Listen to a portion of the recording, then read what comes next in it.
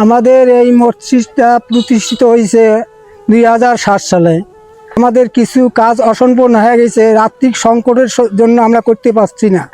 আমাদের স্থানটা হলো কুড়িগ্রাম ডিস্ট্রিক্ট, হলখানা ইউনিয়ন, লক্ষ্মীকান্ত মৌজা। তা আমাদের এখনও কাজ কিছু অসম্পূর্ণ হয়ে আছে। আমাদের যেমন উজুখানা নাই, ল্যাট্রিন নাই।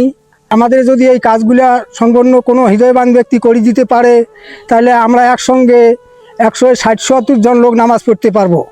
প্রিয় দর্শক, ইসলামের সেবা সোহেল পেজের পক্ষ থেকে আমি সকলকে জানাচ্ছি অনেক প্রীতি ও শুভেচ্ছা। আপনারা অনেকেই জানেন, রংপুর কুড়িগ্রাম একটি দরিদ্র অঞ্চল। এই অঞ্চলে মানুষ অনেক পরিশ্রম করে, তবুও অনেক দরিদ্র এই অঞ্চলের মানুষজন।